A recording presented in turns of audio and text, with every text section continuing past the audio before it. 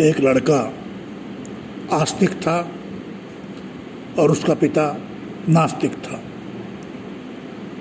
जब कभी पिता पुत्र में ईश्वर विषय पर बातचीत होती तो पिता यही उत्तर देते कि तू हमसे पैदा हुआ है या हम तुझसे पैदा हुए हैं, तो हमें क्या सिखाएगा।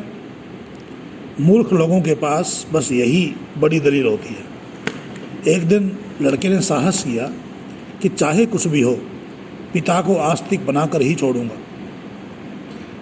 यह दृढ़ निश्चय करके पुत्र ने एक काम किया कि जहाँ पिताजी बैठा करते हैं उनके पैड पर नालायक, मूर्ख, उल्लू आदि अपशब्द लिख दिए।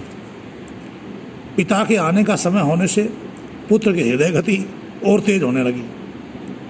पिता जब मेज पर आए टेबल पर और लिखे शब्दों को देखा तो क्रोध में आकर बोले, ये तेरा ही काम है, तूने क्या लिखा है।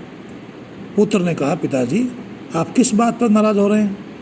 पिताजी ने कहा, ये तूने गालियाँ क्यों लिखी हैं। पुत्र ने कहा, पिताजी मैंने नहीं, ये कागज़ और पेंसिल ने लिखा है। आप कैसे कहते हैं कि मेरे सिवाय कोई नहीं लिख सकता। बस इसी बात पर दोनों में झगड़ा हो गया।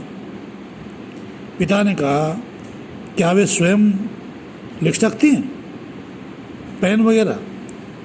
पुत्र ने कहा, यदि कलम जरा सी खड़ी हो जाए और हिल जाए तो बस लिख गई। पिता ने कहा, भला कभी ऐसा भी हो सकता है। पुत्र ने कहा, फैसला हो गया। यदि ऐसा है आपके कथनानुसार तो क्या ये सूरज और चांद क्या स्वयं चल रहे हैं या इन्हें कोई चला रहा है। पिता अवाक रह गए और पुत्र को छाती से लगा गया।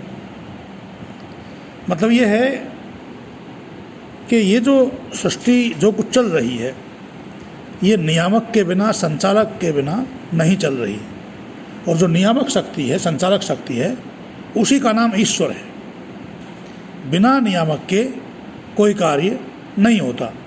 कार्य करने के लिए नियामक की जरूरत होती है। इति ओम शांति।